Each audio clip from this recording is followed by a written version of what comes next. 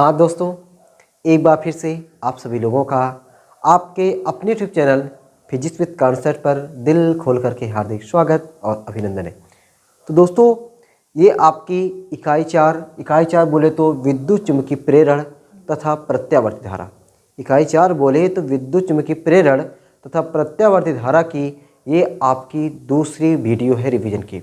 तो आज की क्लास में हम सभी लोग शानदार जानदार थ्योरी को देखने वाले हैं और उम्मीद है कि आप सभी लोगों को ये जो आज की क्लास में जो थ्योरी बताई जाएगी वह आपको बढ़िया तरीके से समझ में आएगा और साथ ही साथ जो चीज़ आप लोग को बताया जाएगा ना वो आप लोग इतने बढ़िया से देखिए, इतने बढ़िया समझिए और उसको एग्जाम के लिए बहुत बढ़िया से तैयार रखिए। तो अगर इसको आप जितना चीज़ बताई जा रही है अगर आप सिर्फ उतना का उतना ही तैयार रखते हैं तो आपका एग्ज़ाम में 70 में 60 कोई रोक नहीं सकता है। तो 70 में 60 का अगर आपका सपना है तो जितनी भी चीज़ें आप यहाँ बताई जाती हैं उसको आपको हर हाल में तैयार रखना है। ठीक है, तो शुरू करते हैं आज के शानदार ज़बरदस्त क्लास को। आज की क्लास में दोस्तों हम लोग सीखने वाले क्या है, ज़बरदस्त टॉपिक आप समझ जाओगे। देखो भाई कितना इंपॉर्टेंट है। आज की क्लास में दोस्तों हम लोग देखेंगे कि V बराबर V0 साइन ओमेगा टी का जो सूत्र है ये सूत्र कैसे आता है। ठीक है, ये सूत्र कैसे आता है। हम लोग प्रत्यावर्ती धारा का औसत मान सीखेंगे। प्रत्यावर्ती धारा का औसत मान कितना होता है, 0 होता है। ये प्रत्यावर्ती धारा या प्रत्यावर्ती वोल्टेज का औसत मान 0 कैसे होता है ये सब आज की क्लास में हम आपको सिखाने वाले हैं। प्रत्यावर्ती धारा का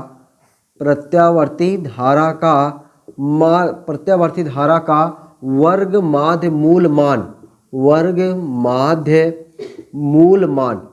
प्रत्यावर्ती धारा का वर्ग माध्य मूल मान जिसे आप लोग कहते हैं IRMS बराबर I0 अपान √2। ये कैसे आता है ये हमारा वेरी वेरी इंपॉर्टेंट है। ये कैसे आता है ये हमारे एग्जाम के लिए क्या है, वेरी वेरी इंपॉर्टेंट है। ठीक है, विभिन्न प्रकार के प्रत्यावर्ती धारा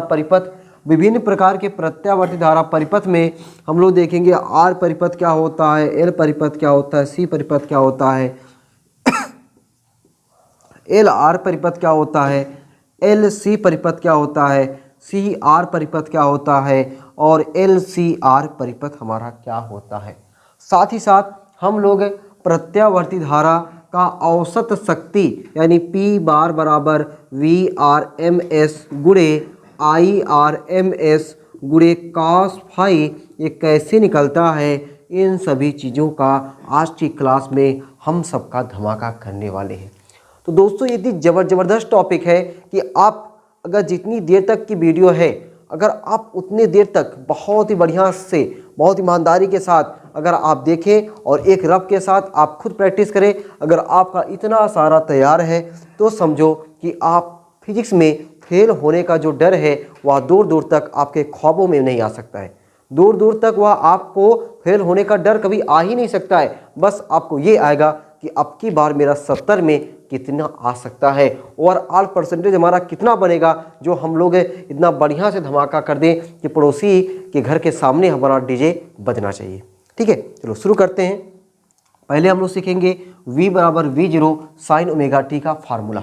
V बराबर V0 साइन ओमेगा टी का फार्मूला कैसे आता है पहले हम लोग उसको सीखते हैं। अच्छा, ये जो फार्मूला आता है आपको एग्जाम में क्वेश्चन कैसे पूछेगा, V बराबर V0 साइन ओमेगा टी को आपसे कहेगा कि एक समान चुंबकीय क्षेत्र है, उस एक समान चुंबकीय क्षेत्र में कोई कुंडली है, उस कुंडली को घुमाया जा रहा है, कोई कुंडली है उस कुंडली को घुमाया जा रहा है तो उसके सिरों पर कितना विभवांतर प्रेरित होगा उसी का फार्मूला बताओ। एक समान चुंबकीय क्षेत्र में कोई कुंडली है और उस कुंडली को क्या किया जा रहा है, घुमाया जा रहा है। कुंडली को क्या किया जा रहा है, घुमाया जा रहा है। तो कुंडली को घुमाने से हमें उसके सिरों पर कितना प्रेरित विद्युत वाहक बल उत्पन्न होगा वही हमको क्या कर देना है, निकालना है। ठीक है, तो शुरू करते भाई। देखो कैसे निकाला जाता है। तो पहले हम लोग क्या करते पता है, एक समान चुंबकीय क्षेत्र लेते हैं। ये देखो लाइनिंग क्या दिखा रहा है, एक समान चुंबकीय क्षेत्र है। एक समान चुंबकीय क्षेत्र से क्या तात्पर्य है, जहाँ पे चुंबकीय बल रेखाएं एक दूसरे से समान दूरी पर स्थित होती हैं वह हमारा क्या कहलाता है, एक समान चुंबकीय क्षेत्र कहलाता है। ये लाइन क्या दिखा रहा है, एक समान चुंबकीय क्षेत्र दिखा रहा है। और इस एक समान चुंबकीय क्षेत्र में हम लोग मान लेते हैं ये हमारी कोई कुंडली है और यह जो कुंडली है वह चुंबकीय क्षेत्र के साथ थीटा कोण बना रही है। जो हमारी कुंडली है यह कुंडली चुंबकीय क्षेत्र के साथ थीटा कोण बना रही है। चुंबकीय क्षेत्र की डायरेक्शन इधर है बी, इससे थीटा कोण बनाते हुए कोणीय वेग ओमेगा से ये क्या कर रही है, घूर्णन गति कर रही है। कोणीय वेग ओमेगा से घूर्णन गति कर रही है। अब देखो यहाँ पे शब्द जो है ना, तो भाई शब्द को आपको रट्टा नहीं मारना है, शब्द को बोलने सीखना है। जब बोलने सीख जाओगे तो आपको वहाँ पे पहली बात तो रटना नहीं पड़ेगा। दूसरी चीज़, आप बोलना सीख जाओगे ना तो उसी के माध्यम से आप अपनी कॉपी में बढ़िया तरीके से लिखना भी जान जाओगे।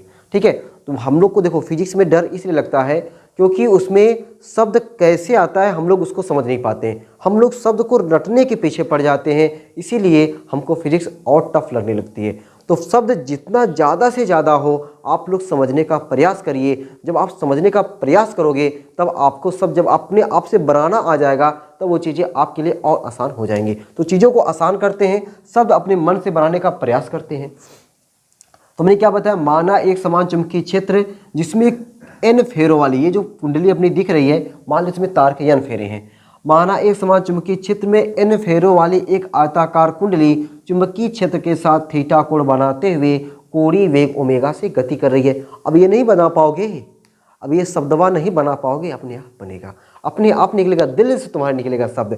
माना एक समान चुंबकीय क्षेत्र बी में कोई आयताकार कुंडली जिसमें तार के n फेरे हैं, वह आयताकार कुंडली चुंबकीय क्षेत्र में थीटा कोण बनाते हुए कोणीय वेग ओमेगा से घूर्णन गति कर रही है। जब ये कुंडली कोणीय वेग ओमेगा से घूर्णन गति कर रही है, मतलब घूम रही है, तब बताओ भाई इसके चुंबकीय फ्लक्स के मान में परिवर्तन होगा कि नहीं? एकदम होगा। चुंबकीय फ्लक्स के मान में क्या होगा? परिवर्तन होगा। जैसे कोई कुंडली है, लो भाई मैंने आपके सामने एक कुंडली में ले लिया, ये कोई कुंडली है, अगर ये चुंबकीय क्षेत्र ऐसे है तो कुंडली ऐसे रखी है तो इससे गुजरने वाली चुंबकीय बल रेखा कुछ नहीं है। लेकिन जब ऐसे हो गया, सबसे ज़्यादा गुजर रहा है, तो समझो ये ऐसे ऐसे घूम रहा है, ऐसे ऐसे घूम रहा है, तो जब घूमेगा तो चुंबकीय बल रेखाओं की संख्या में परिवर्तन होगा। जब चुंबकीय बल रेखा की संख्या में परिवर्तन होगा तो समझो चुंबकीय फ्लक्स के मान में क्या हो रहा है? परिवर्तन हो रहा है। तो मान लेते हैं चुंबकीय फ्लक्स में होने वाला परिवर्तन वह क्या है? फाई है। क्या है? फाई है। और फाई का हमने फार्मूला पढ़ा हुआ है, पहली वाली रिवीजन की क्लास में देख लेना। ठीक है, फाई बराबर क्या होता है? B A cos theta. Phi बराबर क्या होता है? B A cos theta. अब हम लोग थीटा को चेंज करेंगे, थीटा को चेंज करेंगे ओमेगा के पदों में। अब देखो कैसे हम लोग थीटा को चेंज करते हैं ओमेगा के पदों में। हम लोग जानते हैं कोणीय वेग, जिस तरीके से वेग बराबर होता है विस्थापन बटा समय, उसी तरीके से कोणीय वेग बराबर होता है कोणीय विस्थापन बटा समय।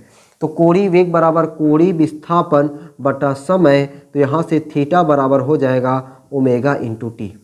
थीटा बराबर क्या हो जाएगा? Omega into T. थीटा बराबर हो गया ओमेगा इंटू टी। तो फाई बराबर हमें यहाँ क्या आ गया? फाई बराबर बी ए कास ओमेगा टी। अब दोस्तों हमें क्या चाहिए? प्रेरित विद्युत वाहक बल। प्रेरित विद्युत वाहक बल बोले तो हमको ई चाहिए, और हमने आपको फैराडे का नियम बताया है, ई बराबर minus delta phi upon delta T, या इसी को आप लिख सकते हो minus D phi upon D T. D phi upon D T लिख सकते हो कि नहीं? एकदम लिख सकते हैं। तो हमको यहाँ पे क्या मिल गया है? फाई मिल गया है। हमको फाई को क्या बनाना है? डी अपान डी टी बनाना है। तो डी अपान डी टी बनाने के लिए क्या करेंगे? दोनों पक्षों का टी के सापेक्ष अवकलन कर देंगे। ये जो अपना दोनों पक्ष दिख रहा है, बराबर की इधर एक बराबर की इधर दो, दो पक्ष हो गए। दोनों पक्षों का टी के सापेक्ष का करने पर? अवकलन करने पर। आओ भैया अवकलन करते हैं। दोनों पक्षों का जब टी के सापेक्ष अवकलन करेंगे तो D phi upon D T बराबर, यहाँ पे डी अपान डी टी क्या हो जाएगा? B A cos omega T. D phi upon D T बराबर बी ए कांस्टेंट पद बाहर हो गया, D upon D T cos omega T, cos omega T. ठीक है, इतनी बातें क्लियर हो गई।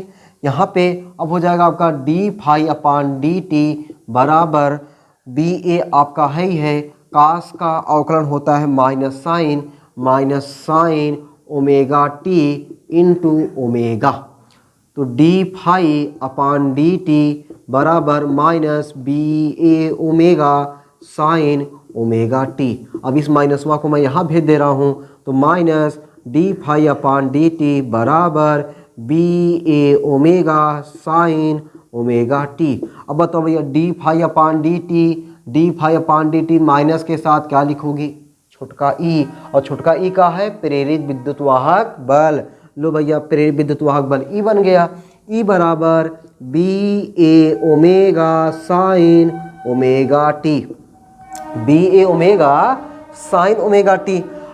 अब देखो ये जो प्रेरित विद्युत वाहक बल का ये मान आया है, प्रेरित विद्युत वाहक बल अधिकतम कब होगा?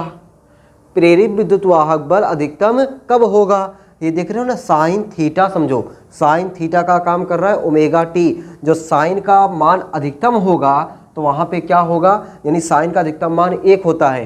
यानी अगर हम लोग रख दें, क्या रख दें कि साइन ओमेगा टी, यानी साइन का अधिकतम मान क्या होता है? 1 होता है। साइन ओमेगा टी बराबर 1, तब जाके जो प्रेरित विद्युत वाहक बल है वह अधिकतम प्रेरित विद्युत वाहक बल होगा।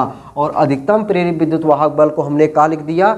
E0 लिख दिया। उसको E मैक्सिमम भी लिख सकते हैं, हमने क्या लिख दिया? E0 लिख दिया। तो E0 बराबर बी ए ओमेगा। तो अब हम लोग बी ए ओमेगा की जगह यहाँ पे क्या लिख सकते हैं? E0 लिख सकते हैं। तो हमारा E बराबर E0 साइन ओमेगा टी। और आपको अभी हमने पिछली वाली क्लास में बताया था कि जो E मतलब प्रेरित विद्युत वाहक बल, इसी को आप लोग बड़का V लिख सकते हो, विभवांतर। तो V बराबर V0 sign omega T, V बराबर V0 साइन ओमेगा टी। अच्छा, V बराबर होता है I R बराबर V0 जगह पे I0R साइन ओमेगा टी। तो R से कट जाएगा, तो I बराबर मिल जाएगा हमको I0 साइन ओमेगा टी। इस तरीके से ये जो हमने व्यंजक निकाला है ना, जिसको हमने डब्बा में बंद किया है, जितना हमने डब्बों में बंद किया है, ये जो व्यंजक है ये क्या है कि एक समान चुंबकीय क्षेत्र, जब एक समान चुंबकीय क्षेत्र में जब कौनो कुंडली कोणीय वेग ओमेगा से बहुत तेजी से गन गन घूमती है, तब उसके सिरों के बीच उत्पन्न प्रेरित विद्युत वाहक बल या उसमें उत्पन्न प्रेरित धारा का ये सूत्र है। ठीक ना, प्रेरित विद्युत वाहक बल या प्रेरित धारा का ये क्या है? सूत्र है। कब? जब कौनो कुंडली एक समान चुंबकीय क्षेत्र में बहुत तेजी से कोणीय वेग ओमेगा से घूमती है तब। ठीक है, इतना चीज़ें समझ में आ गया ना, कितना आसान है।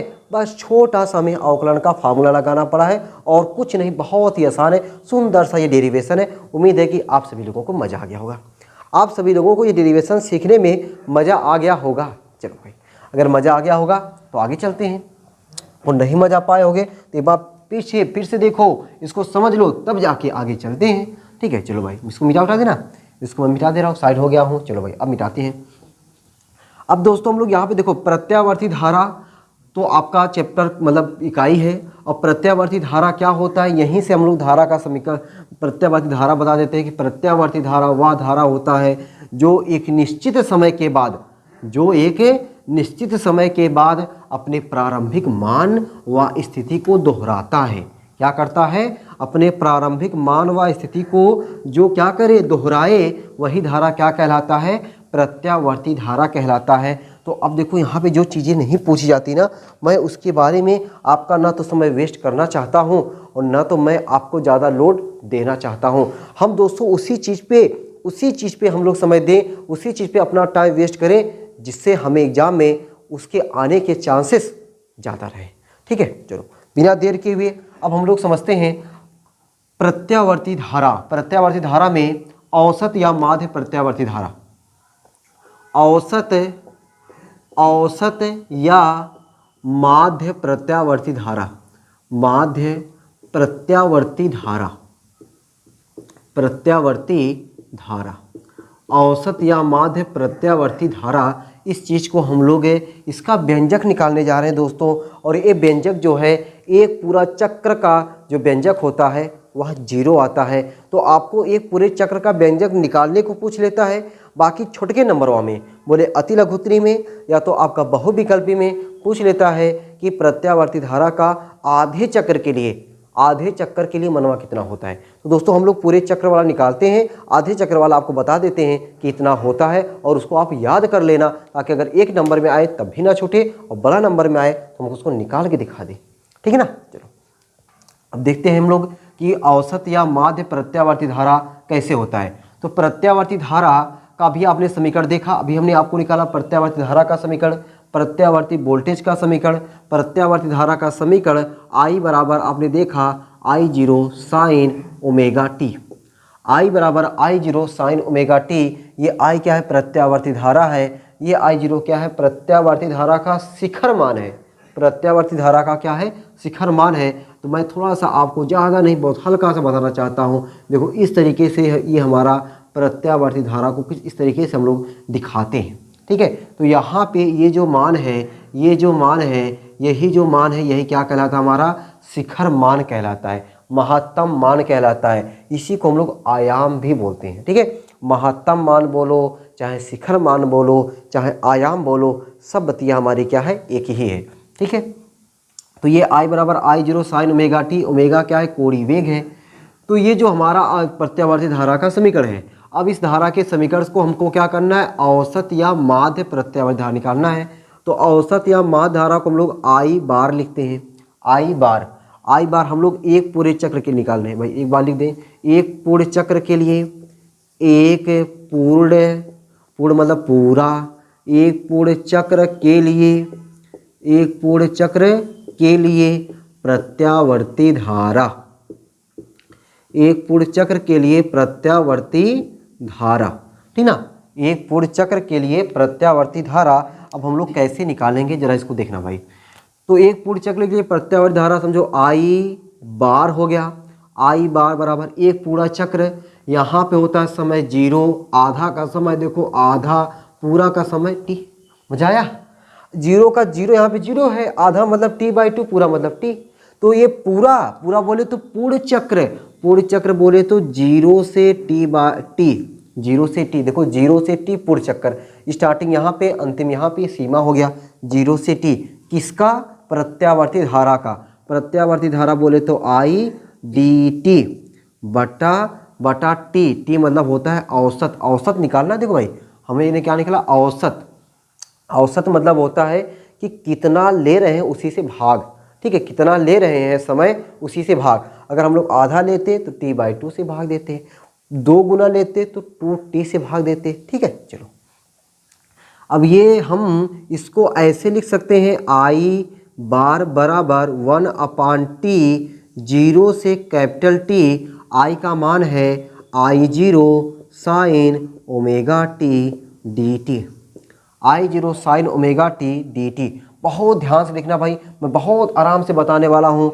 आपको एकदम थोड़ा सा समाकलन मिलेगा, समाकलन आपको याद करा देंगे। ठीक है। वह समाकलन अगर आपको नहीं आता है तो वहाँ से अब यहाँ पे समाकलन आप याद कर लो। देखो कैसे, हमने 1/t लिखा, I0 जिसके साथ d लगा होता है, हमने क्या बोला? जिसके साथ d लगा होता है वही आपका वेरिएबल है। d किसके साथ लगा है? तो आप कहोगे सर t के साथ लगा है। t वेरिएबल है, t वाला अंदर रहेगा, और t किसके साथ है? पूरा साइन ओमेगा t, मतलब ये पूरा अंदर रहेगा। बाहर कौन हो जाएगा? तो आप खुद अपने मुंह से बोलोगे I0 बाहर हो जाएगा। 0 से capital T sine omega t dt, sine omega t dt। अब देखो 1 का I0 में गुणा करेंगे तो I0 ही रहेगा। I बार बराबर I0 बटा बड़का t। ठीक है। अब इसका हम लोग समाकलन करेंगे। अब दोस्तों यहाँ पे समाकलन का बस सिर्फ एक फॉर्मूला याद होना चाहिए कि साइन का समाकलन होता है माइनस कास। साइन का समाकलन क्या होता है? माइनस कास। साइन का समाकलन क्या होता है? माइनस कास। साइन का समाकलन क्या होता है? माइनस कास। 4 बार बोला हूँ, 2-3 बार तुम भी बोल दो, अपने आप याद हो जाएगा। साइन का समाकलन क्या होता है? Minus cos. तो यहाँ पर हो जाएगा आपका माइनस कॉस ओमेगा टी। तो साइन का समाकलन क्या बताया हमने? माइनस कास, तो माइनस कास ओमेगा टी। अब देखो अगर केवल टी रहता तो काम चलता, लेकिन यहाँ पे ओमेगा टी, ये ओमेगा पात्र कहाँ से आ गया? तो उसको कहाँ दिक्कत है? इसको नीचे कर दो। ओमेगा टी जो रहेगा उसको नीचे कर देना है, ठीक है। समाकलन में ओमेगा टी रहेगा उसको नीचे कर देना, बस इतना ध्यान रखना है। जो रहेगा मतलब टी के साथ जो लगे, जैसे ओमेगा जगह 5 होता तो 5 बाहर आ जाता, 6 होता 6 नीचे लिख देते, 10 होता तो 10 नीचे आ जाता, बस इतनी सी बात है, ठीक है। इसकी लिमिट क्या है, 0 से बड़का टी। ये बड़का टी लिमिट किसकी है, टी की है। जब टी की लिमिट है तो ओमेगा अंदर क्या कर रहा है, बाहर करो उसको। तो आई बार बराबर I0 बटा बड़का टी, ठीक है। माइनस को भी हमने बाहर ही ले लिया, इनटू ओमेगा हमने बाहर कर लिया, कॉस ओमेगा बड़का T minus cos omega into 0। हमने क्या किया, जो टी है टी की जगह पे बड़का टी हमने लिख दिया, टी की जगह पे बड़का टी। अपर लिमिट माइनस लोअर लिमिट होता है ना, अपर लिमिट माइनस लोअर लिमिट, बस वही हमने लगा दिया। आई बार बराबर माइनस I0 अपान टी ओमेगा कॉस ओमेगा की जगह पे रखें। अब ओमेगा को चेंज करता हूँ, देखो भाई ओमेगा अभी हमने क्या बताया, वेग। वेग बराबर क्या होता है, विस्थापन बटा समय। ये फार्मूला आप शायद कक्षा 9 से सीखते चले आ रहे हो कि वेग बराबर होता है विस्थापन बटा समय।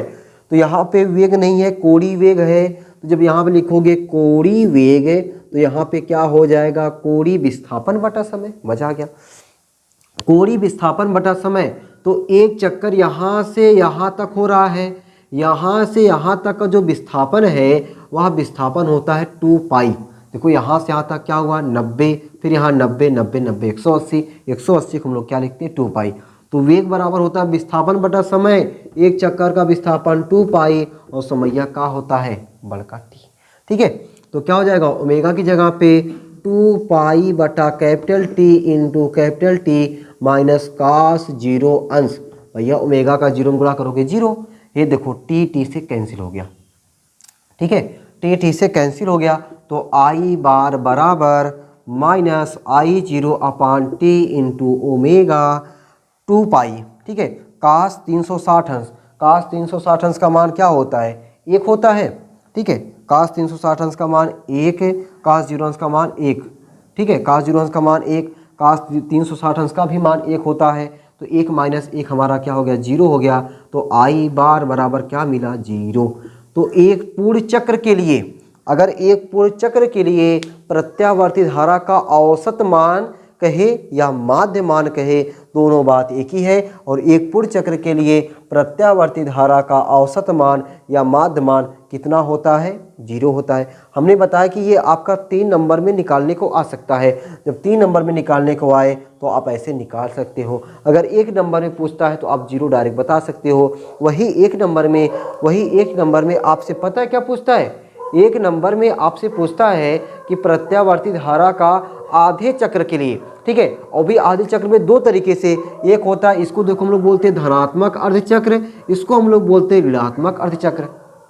इसको क्या बोलते हैं, धनात्मक अर्धचक्र, इसको क्या बोलते हैं, ऋणात्मक अर्धचक्र बोलते हैं। तो जब ये धनात्मक अर्धचक्र रहेगा तो धनात्मक अर्धचक्र के लिए प्रत्यावर्ती धारा का औसत मान 2I0 अपान पाई। इसको याद कर लेना कि धनात्मक अर्धचक्र के लिए प्रत्यावर्ती धारा का औसत मान 2I0 अपान पाई होता है। अब इसका वाला समझ गए होगे, कि ऋणात्मक अर्धचक्र के लिए प्रत्यावर्ती धारा का औसत मान जो होगा माइनस 2I0 अपान पाई होता है, माइनस 2I0 अपान पाई होता है। जबकि धनात्मक अर्धचक्र के लिए प्रत्यावर्ती धारा का औसत मान 2I0 अपान पाई होता है, ठीक है। तो इस तरीके से आपका ये इंपॉर्टेंट क्वेश्चंस आपका तैयार होता है, ठीक है। यह आपका इंपॉर्टेंट क्वेश्चन तैयार होता है 1 नंबर के लिए भी, बड़े नंबर के लिए भी।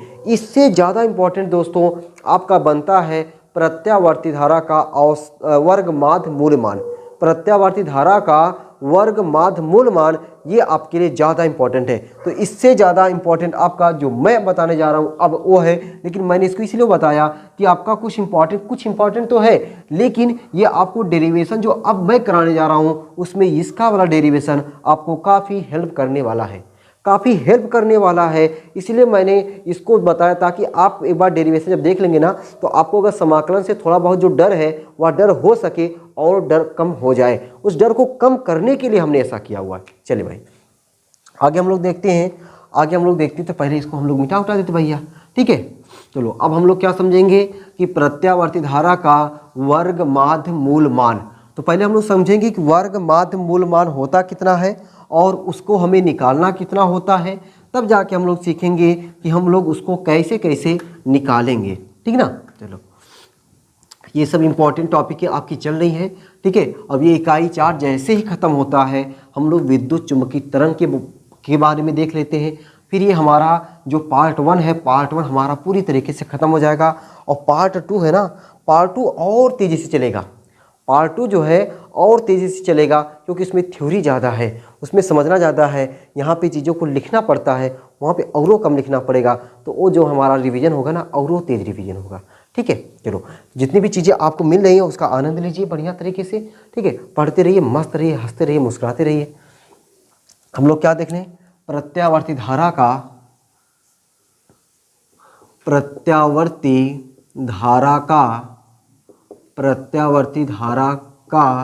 वर्ग माध्य मूल मान, ठीक ना। प्रत्यावर्ती धारा का वर्ग माध्य मूल मान हम लोग कैसे निकालेंगे, इसको दोस्तों हम लोग देखने जा रहे हैं, ठीक है। प्रत्यावर्ती धारा का वर्ग, देखो भाई प्रत्यावर्ती धारा क्या होता है, आई वर्ग कर दो, माध्य निकाल लो, मूल मतलब वर्गमूल।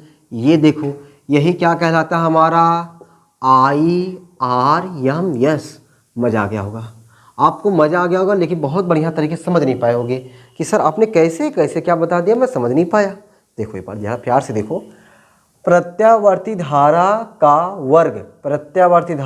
वर्ग, और ये बार हमने जो लगाया इसको बोलते हैं हम लोग माध्य मूल मतलब वर्गमूल।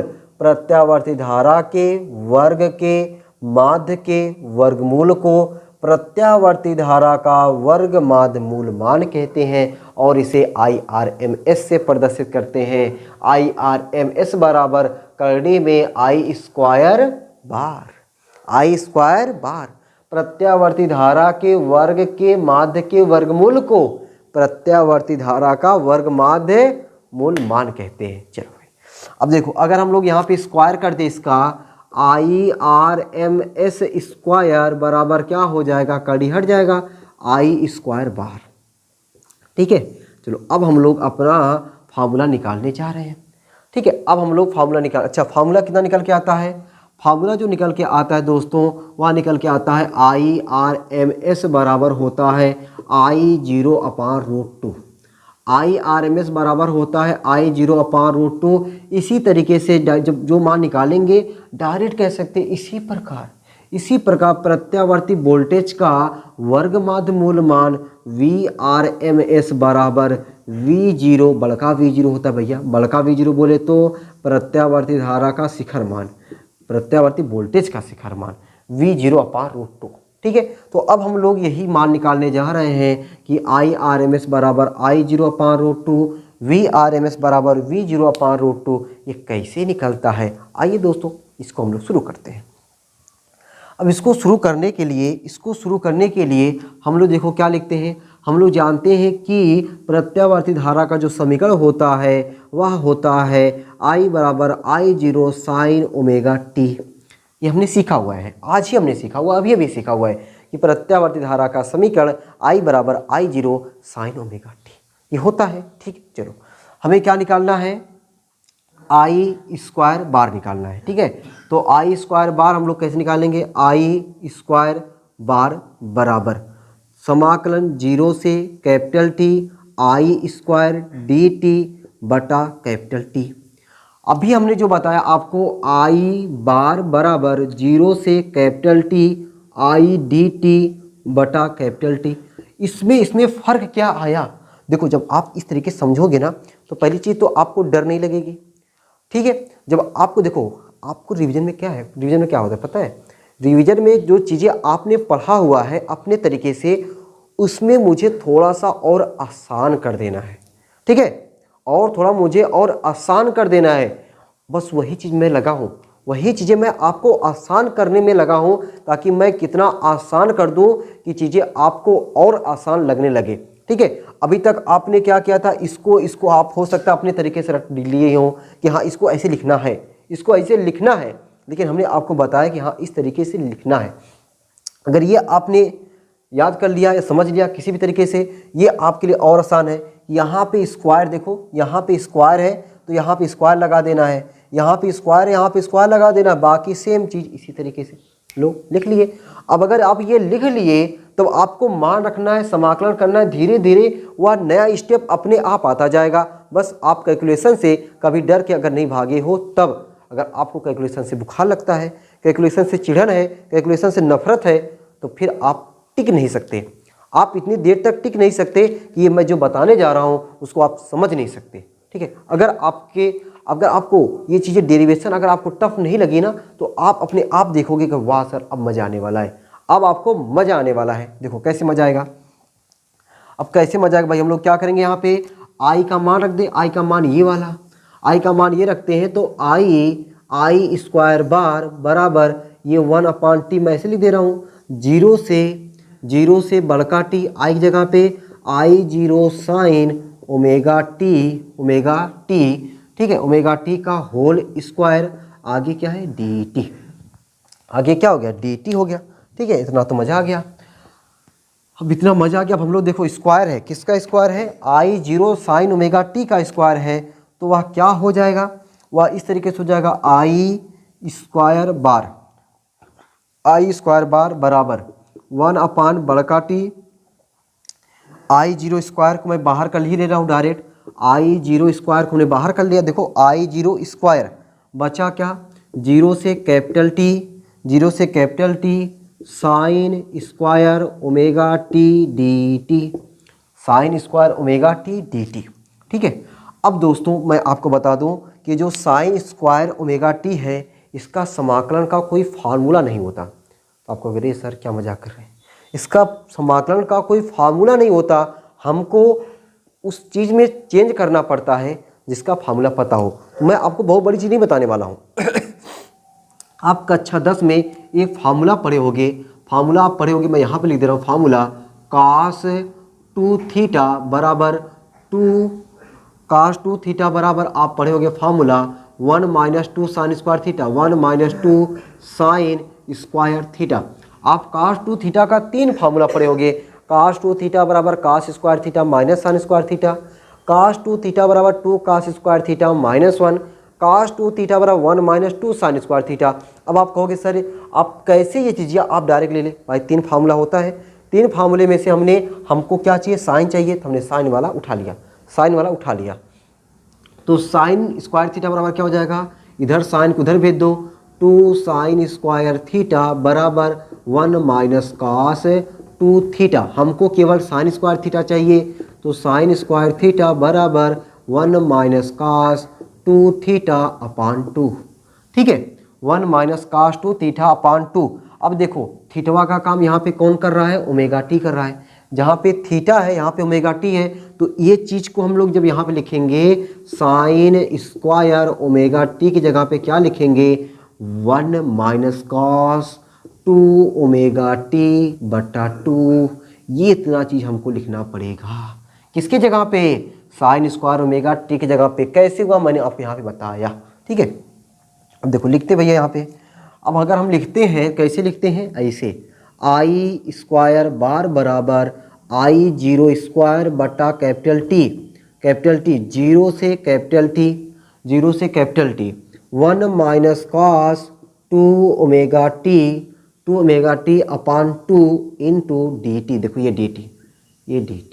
ठीक है, चलो ये 2 तो बाहर हो जाएगा, तो आई स्क्वायर बार बराबर, ध्यान से देखना, आई जीरो स्क्वायर अपान 2t, हमने 2 को बाहर कर दिया। ठीक है, ये देखो बड़ा ब्रैकेट लगा सकते हैं, बड़ा ब्रैकेट लगा दिया, समाकलन 0 से बड़का t, यहाँ पे 2 बाहर हो गया, कितना पद बचा, 1 2, तो पहले वाला पद क्या है 1 dt माइनस 0 से कैपिटल टी, दूसरा वाला पद क्या है cos 2 ओमेगा टी dt। ठीक है, चलो भाई इतना समझ आ गया होगा, उम्मीद है कोई दिक्कत परेशानी तो नहीं होना चाहिए भाई। हमने बहुत आराम से आपको बताने का मैं प्रयास कर रहा हूँ, ये नहीं दिखा रहा हूँ कि देखो ये रिवीजन है और रिवीजन में दौड़ा के चले, ऐसा कुछ नहीं मैं दिखाने का प्रयास कर रहा हूँ, बहुत आराम से आहिस्ता आहिस्ता ले जाने का प्रयास कर रहा हूँ। ठीक है, आई स्क्वायर बार बराबर, आई स्क्वायर बार बराबर क्या हो जाएगा भैया, आई जीरो स्क्वायर अपान 2t, ये बल का ब्रैकेट है, ये बल का ब्रैकेट है। 1 होता है समझो कुछ नहीं, हमने बताया अगर d के आगे कुछ नहीं है तो पीछे वाला समाकलन, पीछे क्या है t समाकलन हो गया। इसकी लिमिट क्या है, 0 से बल का t, 0 से क्या है बल का t, ठीक है, माइनस। अब देखो इधर जगह कम पड़ रहा है ना, मिटा देना इसको। आप लोग साइड में अगर नोट करना हो तो भाई जरूर नोट कर लेना, ठीक ना। ये बहुत काम की चीज़ मैं लिखाया हूँ, इससे आपको जो है ना समझने में क्या है बहुत आसानी होने वाला है। इसको आप लोग जब लिखे रहोगे इससे आपको समझने में क्या होने वाला है, बहुत आसानी होने वाला है। ठीक है, कास का समाकलन जो होता है माइनस में होता है, कास का समाकलन माइनस। ठीक है, तो कास का समाकलन माइनस, तो माइनस पहले प्लस कर दे रहा हूँ। ठीक है, या तो पहले एक लाइन कर ही देते यार, ठीक ना, नहीं तुम लोग गुस्सा आ गए तो हो। माइनस कास का समाकलन क्या होता है, माइनस साइन 2 ओमेगा टी। अभी देखो यहाँ पे कहीं आया था, अच्छा मिटा दिया, उससे पहले आया था, हमने बताया था कास का समाकलन साइन। तो यहाँ पे क्या है, कास का समाकलन माइनस साइन, अगर केवल टी होता तो डी लिखते, लेकिन 2 ओमेगा टी है तो वहाँ पे ओमेगा था, निचवा ओमेगा किए थे, यहाँ पे किसको निचवा करेंगे, 2 ओमेगा को निचवा करेंगे बटा 2 ओमेगा, लिमिटिया का है 0 से बल का टी। ठीक है, चलो आई स्क्वायर बार बराबर क्या हो जाएगा, I zero square upon 2t capital T minus 0। ठीक है, माइनस में प्लस कर दिया, 1/2 ओमेगा को हमने बाहर कर लिया, ये इससे हमने इस मझला कोष्ठक लगा दें। ठीक है, मझला कोष्ठक लगाते भाई, ये देखो ये वाला मझला कोष्ठक। ठीक है, साइन 2 ओमेगा स्मॉल टी की जगह पे capital T minus sine 2 omega small T की जगह पे 0। कुछ नहीं किए हैं, upper limit minus lower limit लगाए हैं और कुछ नहीं किए, घबराना मत भैया एकदम। आई स्क्वायर बार बराबर I zero square upon 2t। अब देखो t माइनस 0t हुआ प्लस 1/2 ओमेगा साइन 2 ओमेगा की जगह पे भी नहीं बताया 2 pi upon capital T into T minus sine 0 का मान 0। ठीक है, ये देखो टी से कट गया, साइन 4 पाई, साइन 2 पाई, देखो साइन 0 का मान 0, गजब, साइन 0 का मान 0। उसी तरीके साइन 2 पाई, 4 पाई, 6 पाई, 8 पाई का मान 0 होता है। फिर से बात सुनना, साइन 0 अंश का मान 0, तो जितने अब सम 0 में सम को शामिल किया जाता है, ठीक ना। हालांकि 2 सम में जो 2 होता है, 4 होता है, 6 होता है, 8 होता है, 10 होता है, लेकिन 0 समझो शामिल होता है, शामिल कर लो। तो 0, 2, 4, 6 यानी 0, 2 पाई, 4 पाई, 6 पाई, 8 पाई, 10 पाई, इन सभी पे साइन का मान 0 होता है। तो यहाँ पे क्या हुआ, साइन पाई का मान 0। तो अगर ये 0 तो यहाँ से यहाँ तक ये पूरा क्या हो गया, 0 हो गया।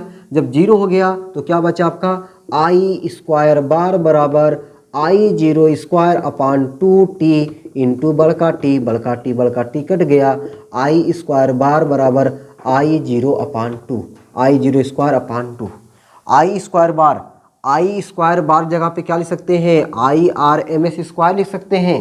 क्या लिख सकते हैं, IRMS स्क्वायर लिख सकते हैं। जब आप लिखेंगे यानी मैं लिखूंगा IRMS स्क्वायर बराबर क्या हो जाएगा, आई जीरो स्क्वायर अपान 2। तो IRMS बराबर घटिया 2 उधर भेजोगे बन जाएगा करड़ी, ये देखो करड़ी बन गया, आई जीरो स्क्वायर अपान 2। करड़ी में जो 2 घात होता है बाहर आ जाता है और जो 2 घात नहीं होता वो अंदर में रह जाता है। तो ये 2 घात है बाहर आ जाएगा, तो आपका क्या हो जाएगा, IRMS बराबर क्या हो जाएगा, आई जीरो अपान रूट 2। ठीक ना। तो इस तरीके से आपने देखा कि ये बेहतरीन आपको बड़े नंबर दिला के रहेगा। ये डेरिवेशन को बढ़िया से एकदम तैयार कर लेना, इसको छोड़ना मत, इस डेरिवेशन को छोड़ना मत। ये डेरिवेशन आपके लिए ना बहुत इंपॉर्टेंट है और आपको बड़े नंबर दिला के मानेगा। ठीक है, चलो उम्मीद करता हूँ कि आपको ये डेरिवेशन जो है समझ में आ गया होगा। ठीक है, ये डेरिवेशन आपको समझ में आ गया होगा। ठीक है भाई, चलो तो एक बार देख लेता हूँ भाई हमारी क्लास कितने टाइम की हो गई है। चलो भाई, अभी हम लोग की क्लास 39 मिनट की हुई, यानी 40 मिनट होने वाला है। तो कोई बात नहीं भाई, 40 मिनट हुआ ना, तो अब हम लोग क्या देख लेते हैं, विभिन्न प्रकार के प्रत्यावर्ती धारा परिपथ। ठीक है, चलो भाई इसको मिटा उठा दें, नोट कर लो ना। चलो भाई इसको मिटाते हैं।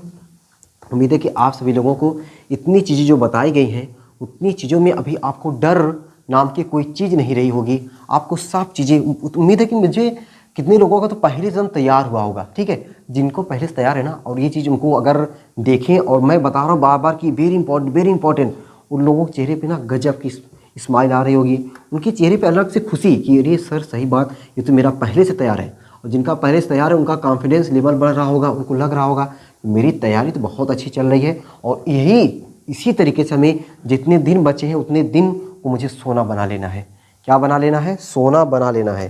ठीक है, उसको एक एक क्षण बहुत कीमती समझ करके हमें इसको समय को देना है, ताकि, क्योंकि देखो भाई इंटर बार बार पढ़ने का मौका नहीं मिलेगा। ठीक है ना, ये समय इंटर बार बार पढ़ने का मौका नहीं मिलेगा, इतिहास रचने का बार बार मौका नहीं मिलेगा। मिला है एक बार तो इतिहास रच के दिखा देते हैं। ठीक ना, मिला है एक बार मौका तो इतिहास रच के दिखा देते हैं, और वो आपके अंदर क्षमता है, वो आप लोग कर सकते हो। चलो भाई अब हम लोग क्या लिखते हैं, विभिन्न प्रकार के प्रत्यावर्ती धारा परिपथ। विभिन्न प्रकार के प्रत्यावर्ती धारा परिपथ। ठीक है, विभिन्न प्रकार के प्रत्यावर्ती धारा परिपथ। अब ये धारा परिपथ तो कई प्रकार के होते हैं। ठीक है, आर परिपथ, एल परिपथ, सी परिपथ। तो दोस्तों हमको आर परिपथ, एल परिपथ, सी परिपथ ये रेयर केस में पूछा गया है। ठीक है, रेयर केस में पूछा गया है। लेकिन दोस्तों आपको बता दूं कि इसका जो फार्मूला निकल के आता है, एल परिपथ में प्रतिबाधा उसे प्रेरण प्रतिघात कहते हैं, सी परिपथ में प्रतिबाधा उसको धारती प्रतिघात कहते हैं। वो फार्मूला वो हम बिना निकाले सीख नहीं पाएंगे, इसलिए मुझे उसको बताना पड़ेगा। वो फार्मूला साथ ही साथ कि यहाँ पे वोल्टेज और करंट के बीच में जो ग्राफ बनेगा, कैसा ग्राफ बनेगा, वो चीज़ हमारे लिए ज़रूरी है। वो चीज़ हमारे लिए ज़रूरी है, तो वो चीज़ हमें तभी मिलेगा जब हम लोग पहले आर परिपथ, एल परिपथ और सी परिपथ को पढ़ेंगे, तभी हमको मिलेगा। ठीक है ना, आर परिपथ, एल परिपथ, सी परिपथ जब हम पढ़ेंगे तभी हमें वो छोटी छोटी चीज़ें जो फार्मूला हो, जो हमारे समीकरण हो, समीकरण को मैं बता रहा हूँ ना, आगे जो हमारे एग्जाम में पूछे जाते हैं वो हमारे लिए बहुत आसान है। आर परिपथ तो आसान है, एल परिपथ, सी परिपथ तो थोड़ा सा डेरिवेशन है, लेकिन वो डेरिवेशन और आसान बन जाता अगर आपने उसको थोड़ा सा कॉन्सेप्ट के माध्यम समझा है। ठीक है, लेकिन आपका इसके बाद जो दो वाला मिला करके 3 वाला मिला के होता है वही आपके एग्जाम में आता है। और वो चीज़ें आसान है, जो चीज़ें आसान है उसको पूछता है, और जो चीज़ टफ है वो आपको इसमें नहीं पूछता है, विभिन्न प्रकार के प्रत्यावर्ती धारा परिपथ में। तो हम लोग पहले आर परिपथ, एल परिपथ, सी परिपथ ही पढ़ेंगे। ठीक ना, चलो अब आर परिपथ क्या होता है भाई, हम लोग देखो आर परिपथ, पहले हम लोग आर परिपथ यहाँ पढ़ते हैं। ठीक है, एक लाइन में मैं सबको समझाने का प्रयास कर रहा हूँ। यहाँ पे एल परिपथ और यहाँ पे मैं देख रहा हूँ सी परिपथ। ठीक ना, आर परिपथ, एल परिपथ और सी परिपथ, तीनों परिपथों को मैं आपको एक साथ समझाने का प्रयास कर रहा हूँ ताकि आपको समझ में आसानी से आ जाए। ठीक है, समझ में आसानी से आ जाए, इसलिए मैं तीनों परिपथ को एक साथ समझाने का प्रयास कर रहा हूँ। तो वह प्रत्यावर्ती धारा परिपथ जिसमें कोई प्रतिरोध हो, देखो ये प्रतिरोध का सिंबल है, जिसमें कोई प्रतिरोध हो वह प्रतिरोध बाह्य वोल्टेज, ये हमारा प्रत्यावर्ती वोल्टेज का समीकरण है, प्रत्यावर्ती वोल्टेज का सिंबल है, समीकरण नहीं है सिंबल है। प्रत्यावर्ती वोल्टेज का जो समीकरण होता है अभी आपने देखा था, V बराबर V0 साइन ओमेगा टी। यहाँ पे क्या हो गया R। अब ये कैसे बनेगा समझ गए होंगे, क्या है प्रेरकत्व का जो सिंबल होता है। ठीक है, प्रेरकत्व का सिंबल ये ऐसे कुंडली टाइप में, ये देखो यह। ठीक है, ये किससे जुड़ा रहेगा, कोई प्रत्यावर्ती वोल्टेज है, प्रत्यावर्ती वोल्टेज का ये क्या है सिंबल है, प्रत्यावर्ती वोल्टेज का समीकरण V बराबर V0 साइन ओमेगा टी। यहाँ पे संधारित्र ले लेते, देखो ये दो संधारित्र, एक संधारित्र, दो संधारित्र नहीं। ठीक है, ये संधारित्र है, ये हमारा प्रत्यावर्ती वोल्टेज का सिंबल है, और ये हमारा प्रत्यावर्ती वोल्टेज का समीकरण है। ठीक, इन तीनों चीज़ों को देख करके आपको लगा होगा फिगर तो दोनों का, सबका तीनों का सेम है। फिगर तीनों का क्या है, सबका सेम है। अब दोस्तों हमको यहाँ भी वोल्टेज का समीकरण पता है, यहाँ भी वोल्टेज का समीकरण पता है, यहाँ भी वोल्टेज का समीकरण पता है। अब हमें इस वोल्टेज के समीकरण से निकाल देना है धारा का समीकरण। इन वोल्टेज के समीकरणों से हमको धारा का समीकरण चाहिए। हमने क्या बोला? इन वोल्टेज के समीकरणों से हमको धारा का समीकरण चाहिए। अब चाहिए तो कैसे चाहेंगे उसको देखो जरा, दिल से चाहेंगे यार, ठीक है। किसी भी चीज़ को चाहा करो ना दिल से। अब देखो भाई कैसे, तो हम लोग जानते हैं यहाँ पे ओम का नियम लगा देते हैं। ओम के नियम से, ओम चचा, ओम के नियम से, तो ओम का जब नियमों लगाएंगे ना, तो ओम का नियम क्या है? आई बराबर वी बटा आर। आई बराबर क्या होता है? वी बटा आर। तो आई की जगह पे आई, वी की जगह पे ऊपरा वाला मनवा रख दो, we zero sine omega T बटा आर, ठीक है। आई बराबर वी जीरो बटा आर साइन ओमेगा टी, ठीक है। अब बताओ वी जीरो बटा आर को आई जीरो लिख सकते हो ना एकदम सर। आई बराबर होता है वी बटा आर, तो आई जीरो बराबर वी जीरो बटा आर। तो वी जीरो बटा आर को क्या लिख दें हम लोग? आई जीरो लिख दें, आई जीरो साइन ओमेगा टी। लो भाई देखो, हमने क्या बोला? वोल्टेज के समीकरण से हमको क्या चाहिए? धारा का समीकरण। वोल्टेज के समीकरण से हमको क्या मिल गया? धारा का समीकरण। अब जो ये धारा का समीकरण मिला हुआ है, इसको और इसको जरा बड़े प्यार से देखो। प्यार से देख रहे हो ना, ठीक है, नफरत से तो नहीं ना। प्यार से देखने पे आपको क्या मिला? प्यार से देखने पर आपको ये मिला कि जो वोल्टेज और जो करंट दोनों है, दोनों के बीच में जो कलांतर है वह शून्य है। कलांतर क्या है? शून्य है। इसका मतलब ये हुआ कि जिधर वोल्टेज होगा, इधर वोल्टेज होगा, उधर आपका करंट होगा, ठीक है। दोनों समान कला में हैं, दोनों के कलाओं में कोई अंतर नहीं है। इसका मतलब जिधर वोल्टेज होगा उधर करंट होगा, ठीक है। ये चीज़ आपको यहाँ से मिला। ये हो गया आपका आर परिपथ, हो गया आर परिपथ। आर परिपथ हो गया, आर परिपथ का काम हो गया, ठीक है। अब आते हैं हम लोग एल परिपथ, ठीक है। अब कहाँ आते हैं हम लोग? एल परिपथ। तो एल परिपथ में वोल्टेज का समीकरण पता है। इस वोल्टेज के समीकरण से हम लोग क्या निकालेंगे? करंट का समीकरण निकालेंगे। क्या करेंगे? करंट का समीकरण निकालेंगे। अब करंट का समीकरण देखो भाई कैसे निकालेंगे हम लोग। क्या यार, करंट का समीकरण हमको निकालना है ना। चलो देखो, अभी हमने देखो एल प्रेरकत्व एल वाला फार्मूला जरूर पढ़े होगे। एल बराबर होता है आपका, या वी बराबर, ऐसे लिखिए क्या, वी बराबर फार्मूला होता है एक, वी बराबर L D I upon D T. या आपको कुछ इस तरीके से बताया गया होगा, कुछ इस तरीके से बताएंगे। देखो भाई कल वाली क्लास में ना, हाँ कल वाली क्लास में आपको बताएंगे यल बराबर ई बटा डेल्टा आई अपान डेल्टा टी। कुछ इस तरीके से बताएंगे हम कल वाली क्लास में। तो यल का काम तो यल कर रहा है। अच्छा यहाँ पे अगर तिरक, अच्छा इस चीज़ को पहले मैं देखो, आपको इस लाइन को लिखने से पहले मैं आपको खुद ऐसे लाइन लिखा होगा। कैसे लिखा होगा भाई? ई बराबर एल डेल्टा आई अपान डेल्टा टी, कुछ इस तरीके से मैं लिखा होगा, ठीक है। तो यहाँ पे ई का काम मैं बार बार कहते चला रहा हूँ कि जो ई है वह वी के बराबर है। तो चाहे आप ई की जगह पे वी लिखो, चाहे आप वी की जगह पे ई लिखो, दोनों बतिया का है, एक है। दोनों बतिया का है, एक है। तो हम लोग क्या करते हैं, हमने यहाँ पे क्या किया है, ई की जगह पे वी लिख दिया है, वी बराबर एल, और D I upon D T की जगह पे डेल्टा आई अपान डेल्टा की जगह पे D I upon D T, ठीक है। चलो समझ में आ गया होगा। तो यहाँ से दोस्तों D I upon D T बराबर क्या हो जाएगा? तो आप कहोगे वी बटा एल।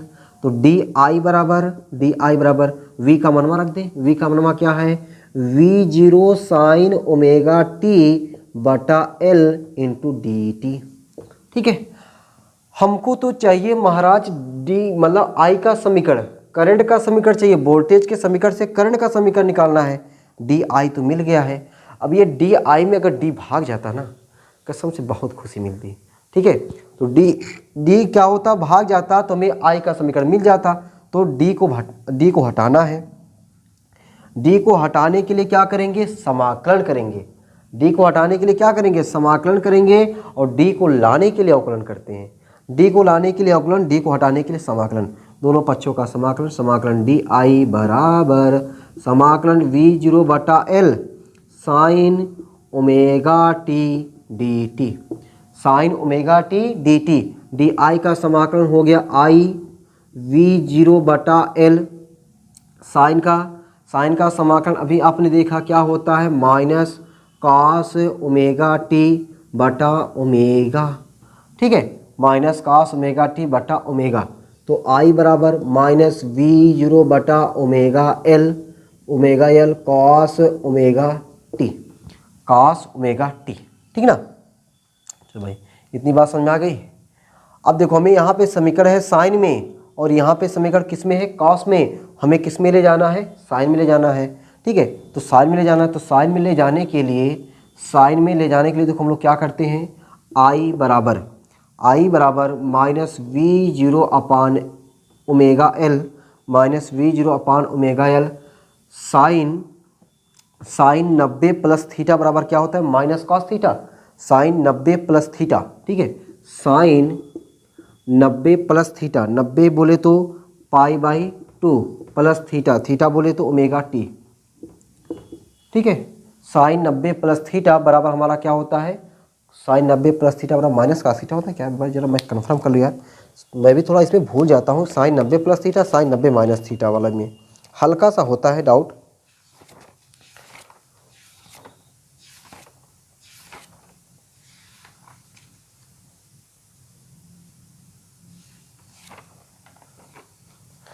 तो भाई साइन 90 प्लस थीटा बराबर कॉस थीटा ही होता है ना, माइनस में नहीं होता है।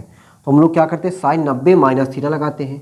साइन 90 माइनस थीटा बराबर क्या होता है, cos theta, sine 90 minus theta, sine 90 minus theta बराबर क्या होता है हमारा, कॉस थीटा होता है, ठीक है। ये माइनस हमारा, इस माइनस को मैं अंदर ले जा रहा हूँ। जब अंदर ले जाऊँगा तो आई बराबर वी जीरो बटा omega L sign omega T minus pi by 2, ठीक है। ये माइनस अंदर जाएगा, इसको प्लस माइनस बना देगा, इसको प्लस कर देगा, sign omega T minus pi by 2, ठीक है। अच्छा ये जो चीज़ आया है, ये अगर हमारा ये हमारा करंट आया है, तो करंट का अधिकतम मान जो होगा, अधिकतम मान कब होगा, जब ये sign omega T minus pi by 2 का मान क्या हो जाए, 1 हो जाए। तो अगर हमारा sign omega T minus pi by 2 का मान 1 होता है, तब ये जो करंट आई है, ये करंट आई कौन सा आई बन जाएगा, अधिकतम धारा वाला आई बन जाएगा। तो उसको मैं यहाँ पे लिख दे रहा हूँ आई जीरो, उसको मैं क्या लिखूँगा, आई को आई जीरो बराबर we zero upon omega L, we zero upon omega L. दोस्तों यहाँ से वी जीरो बटा आई जीरो बराबर क्या होगा, 1 अपान वी जीरो बटा आई जीरो बराबर 1 अपान ओमेगा एल। अब यही वी जीरो बटा आई जीरो हमारा क्या होता है, प्रतिरोध का काम। भाई प्रतिरोध आ बराबर क्या हो, देखो प्रतिरोध आ बराबर हमने सीखा है, आ बराबर होता है वी बटा आई। तो इसी तरीके से यहाँ पे वी जीरो बटा आई जीरो को हम लोग प्रतिरोध ना कहकर, यहाँ पे एल परिपथ का प्रतिरोध ना कहकर हम लोग इसको बोलते हैं प्रेरण प्रतिघात। क्या बोलते हैं, प्रेरण प्रतिघात। और प्रेरण प्रतिघात को हम लोग लिखते हैं यक्सल बराबर वी जीरो बटा आई जीरो, यक्सल बराबर वी जीरो बटा आई जीरो, और यही बराबर होता है हमारा ओमेगा एल, ठीक ना। यक्सल बराबर क्या हो गया, वी जीरो बटा आई जीरो, और वही बराबर क्या हो गया हमारा ओमेगा एल। तो ये हमारा बेहतरीन फार्मूला बन के आ गया, ये हमारा क्या बन गया, बेहतरीन फार्मूला बन गया। अब यही दोस्तों हम लोग वी जीरो बटा ओमेगा एल की जगह पे क्या लिख सकते हैं, हम लोग वी जीरो बटा ओमेगा एल की जगह पे हम लोग आई जीरो लिख सकते हैं ना भाई। देखो वी जीरो बटा ओमेगा एल की जगह पे क्या है, आई जीरो। जब हम लोग आई जीरो रखेंगे तो मैं यहाँ पे यहीं पे कर दे रहा हूँ कि आई बराबर I zero sine omega T minus pi by 2, I बराबर I zero sine omega T minus pi by 2। अब हमको ध्यान से देखना है, किसको ध्यान से देखना है, हमको देखना है ये वाला वोल्टेज का समीकरण, ये हमको देखना है करंट का समीकरण। बताओ भाई करंट ज़्यादा है कि वोल्टेज, कालांतर में करंट ज़्यादा है कि वोल्टेज। तो आप ध्यान से जब देखोगे कहोगे सर ओमेगा टी यहाँ पे है, वहाँ पे omega T minus pi by 2 है, मतलब माइनस हो गया, मतलब कम हो गया है। तो यानी ये हमारा कम हुआ, ये हमारा कम हुआ, ये हमारा ज़्यादा हुआ, ये हमारा कम हुआ, कितना कम हुआ, पाई बाई 2, ये ज़्यादा हुआ, कितना ज़्यादा हुआ, पाई बाई 2 ज़्यादा हुआ। तो इसका जो ग्राफ बन जाता है कुछ इस तरीके से बन जाता है। इधर आपको रखना है करंट को, इधर आपको रखना है वोल्टेज को हमने लिख दिया वी एल। यहाँ पे जो इनका बनेगा ये हमें क्या बन जाएगा कि इनके आपका कोण बन गया 90 डिग्री। तो आपको यहाँ से ये ध्यान रखना है कि आई और आर वाला, अगर आर परिपथ मैं यहाँ पे वी आर ए लिख देता हूँ, वी आर। आई और वी आर दोनों एक ही कला में होते हैं, जबकि आई को हमेशा इसी पे लेना है, आई को हमेशा क्या लेना है, इसी पे लेना है। तो यल वाला हमारा क्या हुआ, अग्रगामी है, और सी वाला निकालेंगे ना तो वाला हमारा आएगा पश्चगामी। सी वाला आएगा हमारा पश्चगामी, और यही चीज़ हमको ध्यान देना है, और यही चीज़ से हम लोग जो दो दो वाला है ना, बड़े आसानी से, बड़े आहिस्ता से, बड़े प्यार से इसको हम लोग दो दो वाला जो है उसको हम लोग निकाल देंगे। ठीक है, तो दोस्तों आज की क्लास में यहीं पे रखता हूँ। थोड़ा सा तबीयत हल्का सा डाउन होने की वजह से आज की क्लास में यहीं तक रखता हूँ। नहीं तो मूड बनाया था कि आपका ये जो यूनिट है ना, यानी इकाई जो है, इस इकाई का जितना भी हमारा इंपॉर्टेंट डेरिवेशन है, इस डेरिवेशन को इसी में ख़त्म करते। लेकिन कोई बात नहीं, अभी हमारा एक क्लास और मिलेगा। अब मैं कोशिश करूँगा कि आपको एक दिन में दो दो क्लास दूँ, ठीक ना, एक दिन में दो दो क्लास दूँ। बस थोड़ा सा आप लोग भाई वीडियो को लाइक किया करें, शेयर किया करें, कमेंट किया करें। और देखो, जब शेयर करते हो ना तो मेरा भी थोड़ा उत्साह बढ़ता है। ठीक है, तो हालांकि कोई बात नहीं, लेकिन मैं भी अपना काम करता रहूँगा।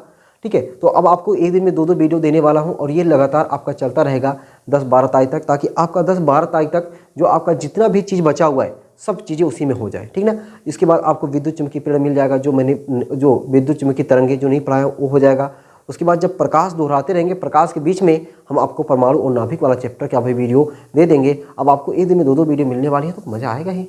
ठीक है, चलो भाई आज की क्लास यहीं तक रखते हैं। आप जितना पढ़ाया गया है उतना दोहराते रहिए, और भी चीज़ें, पुरानी वाली चीज़ें जितना भी हो चुका है उसको आप दोहराइए, दोहराएंगे तेहराएंगे तो आपका आत्मविश्वास जो है ना उतना ज़्यादा बढ़ेगा। ठीक है, एक भी चीज़ को अगर आप एक चीज़ को दो बार, 3 बार, 4 बार जितना ज़्यादा पढ़ेंगे उतना आपका आत्मविश्वास बढ़ेगा, कॉन्फिडेंस बढ़ेगा। तो कॉन्फिडेंस बढ़ाना है, ज़्यादा से ज़्यादा पढ़ना है। ठीक है, तो ऐसे ही हंसते रहिए, मस्त रहिए, मुस्कुराते रहिए, पढ़ाई लिखाई को शानदार ज़बरदस्त तरीके से करते रहिए। फिर आपसे मिलते हैं अगली क्लास में, तब तक के लिए सबको बाय बाय।